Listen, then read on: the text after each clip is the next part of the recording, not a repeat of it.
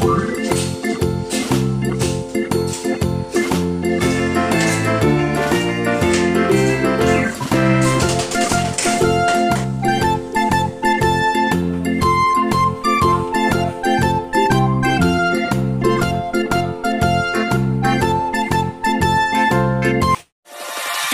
this.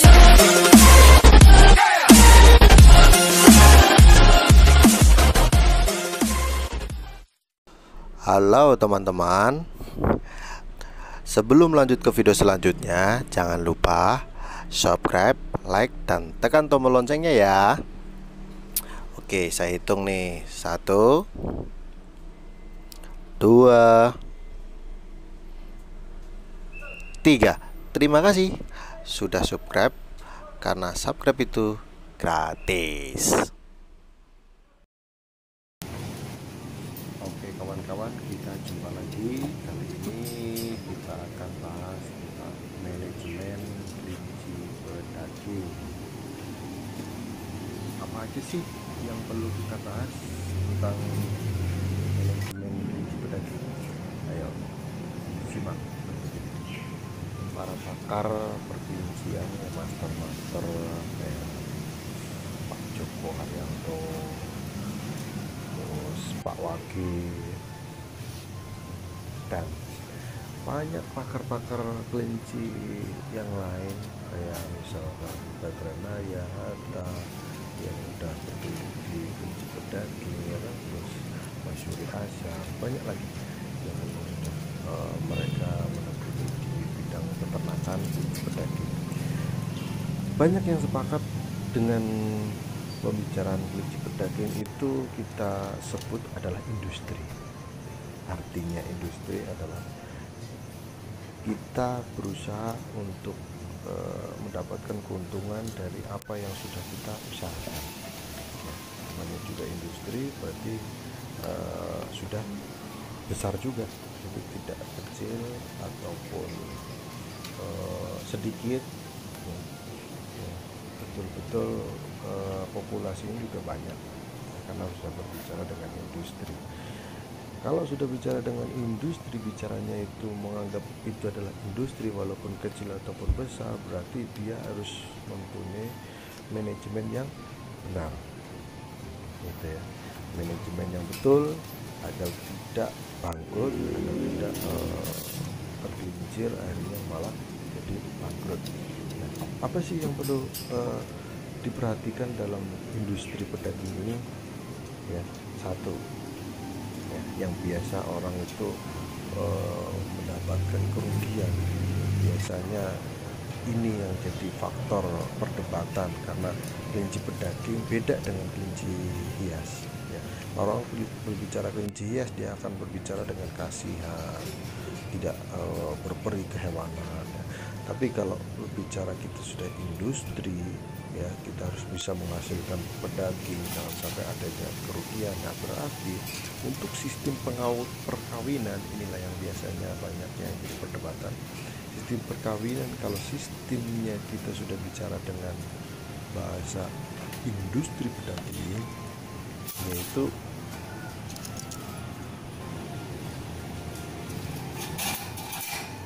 sistem perkawinannya ketika dia habis melahirkan, selang 1 hari ataupun 3 hari langsung dikawinkan kembali. Nah, itu artinya ketika dia menyusui sekaligus dia juga hamil, ya. Jadi harus diperhatikan, dia menyusui dan juga hamil. Di sini posisinya yang selama ini jadi perdebatan, karena kalau kita bicara orang hias, kelinci hias, nah itu akan bicara kasihan apa dan sebagainya. Tapi kalau di sini kita bicaranya pedaging, ya hilangkan hal seperti itu, karena kita berpikiran udah bisnis, kita udah berpikiran untuk profit dan keuntungan, ya. Jadi ini yang harus dipahami sebenarnya, ya. Beda dengan kelinci hias lainnya. Jadi Kalau kita istirahatkan seperti kelinci hias, kita akan mendapatkan kerugian. Contoh, kita istirahatkan 1 bulan, ketika dia menyusui dibiarkan, tidak dikawinkan. Setelah dia 1 bulan baru dikawinkan, artinya dalam 1 bulan itu kita ada kerugian pakan 1 indukan. Kalau cuma 1 indukan, kalau 1000 indukan, kalau kalau misalkan 1 indukan itu 15.000 dalam 1 bulan, coba dikalikan berapa untuk 100 indukan ataupun 1000 indukan. Nah, itu sudah kerugian dalam 1 bulan. Nah, maka dari itu, untuk menghindari kerugian itu, ya, kita harus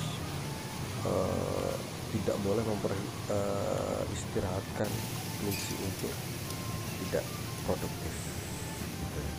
Nah, itu ya, itu untuk sistem perkawinan. Tapi biasanya kalau kelinci yang dibuat sistem seperti itu, dia hanya biasanya diberikan waktu untuk melahirkan maksimal rata-rata sih 5 kali, 5 kali lahiran, baru dia nanti akan dijadikan pedaging juga, jadikan potongan juga, ditimbang ya, dan digantikan lagi dengan indukan yang baru, yang fresh lagi, yang seger lagi, yang muda lagi, gitu. Jadi itu yang pertama adalah sistem perkawinan yang dikawinkan secara cepat, tidak diberikan istirahat, ya. Setelah melahirkan langsung kawinkan, artinya setelah melewati 24 jam baru dikawinkan, atau misalkan kondisinya agak buruk, ya 3 hari setelah melahirkan dikawinkan, ya. Kemudian harus dicek divalvasi di hari ke-7. Kita lihat hari ke-7 betul nggak ini kawinannya jadi apa enggak. Misalkan nggak jadi, kawinkan lagi biar tidak terlalu panjang untuk kosongan. Setelah 7 hari dicek, nanti ke-14 harinya dipastikan kembali. Oh iya, ke-14 hari udah lihat besar, nanti dia jadi. Udah, kalau udah seperti itu, tunggu sampai nanti dia melahirkan seperti itu kembali, ya. Jadi itu tadi 1.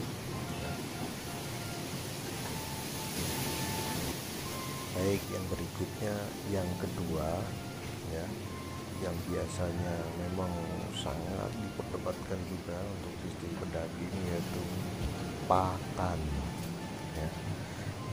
Pakan, kalau yang lain mungkin pada orang bicara pakan itu yang nomor satunya, pakan itu nomor 1 dari sistem pedaging. Oke, kalau saya nomor 2 kan, karena bagaimanapun pakan ya memang dia sumber utama dari segalanya. Tapi kalau di sistem daging, pakan memang boleh kalau sistemnya sudah benar, tadi manajemen sudah benar, yaitu cara mengawinkannya, sistemnya seperti itu, sistemnya setelah melahirkan terus dikawinkan, ya. Pakan yang harga 6.000 mungkin masih bisa masuk, tapi di sini kita bicara untuk meminimalisir kita biaya karyawan, listrik dan sebagainya, ya. Kita usahakan pakan itu buat sendiri, ya. Kalau kita pakan buat sendiri, mandiri pakan, kita bisa menekan hal itu, ya. Kita bisa menekan hal itu. Lagi pula kalau kita populasi kelinci sudah di atas 100 ekor, ya, itu menurut saya sih wajib menggunakan pakan sendiri dibandingkan untuk beli ke pabrikan. Itu jauh malah nanti akan keuntungannya sedikit. Buat apa kita punya karyawan, buat apa kita punya pekerja kalau tidak sekalian buat makan, ya.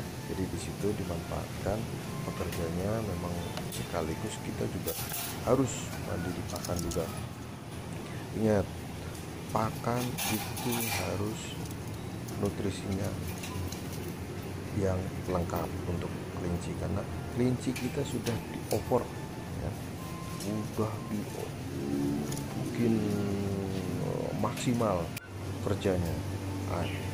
Artinya kita juga harus memberikan nutrisi-nutrisi dan vitamin-vitamin yang bagus untuk memberikan untuk menjadikan kelinci kita itu jadi performanya juga bagus ya.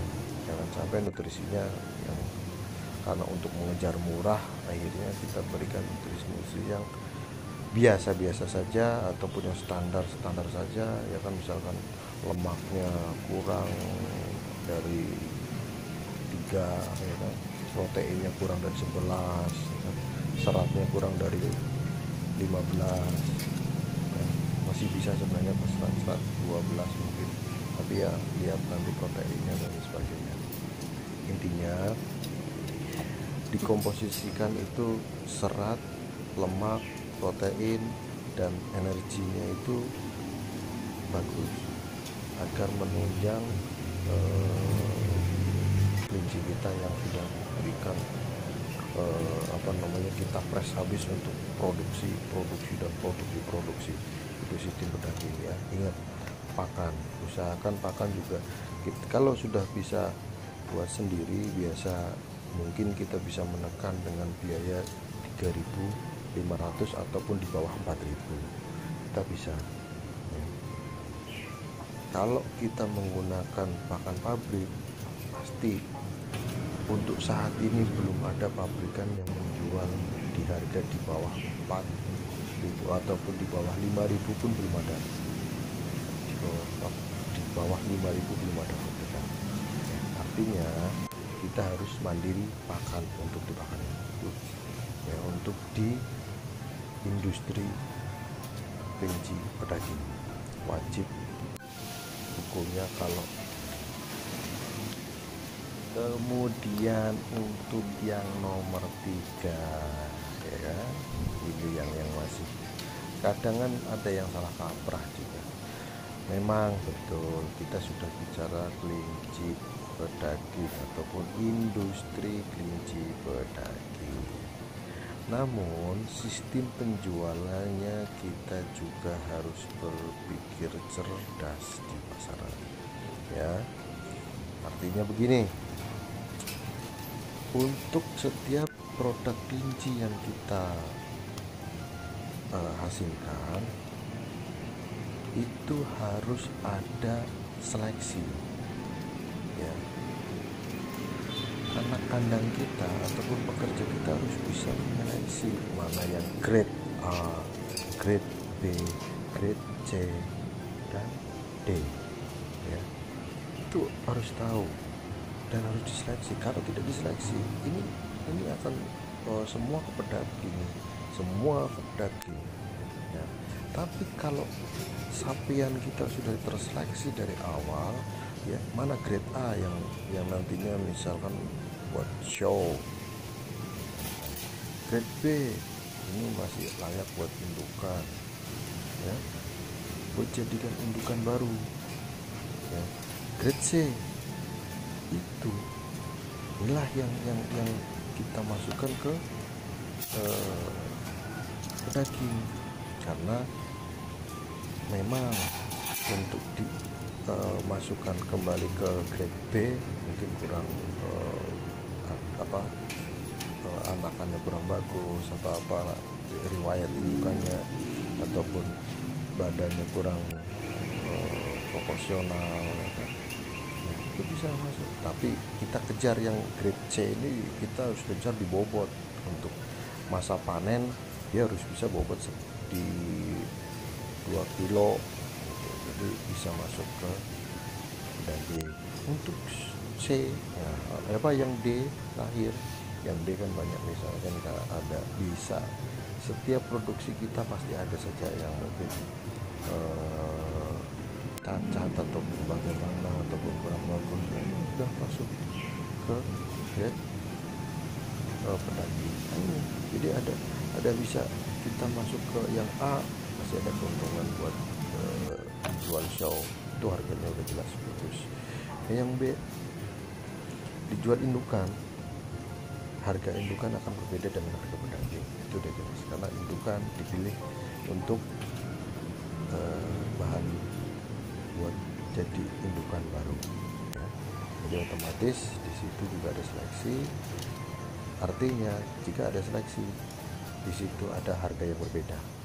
Nah, pekerja kita itu harus bisa menyeleksi hal ini. Kalau tidak, wah ini juga akan jadi kendala. Karena kalau semuanya disamaratakan tidak bisa, karena semua mempunyai kualitas yang berbeda-beda. Memang akhirnya ketika sudah mempunyai masanya, ketika indukan sudah biasanya sudah 5 kali melahirkan, itu juga sama, masuknya juga sudah ini. Namun masih bisa kita pilih-pilih tuh, masih ketika dia mau menanjak ke baru di samping, itu udah mulai kita pilah mana grade-grade-nya. Nah, disitulah langkah-langkahnya ya, agar kita mendapatkan keuntungan lebih, tidak kayak orang semuanya disamaratakan ya. Jadi kita harus berusaha memahami industri pedaging. Yang harus benar-benar dipahami itu menurut saya tiga ya. Satu, tadi sistem perkawinan ya.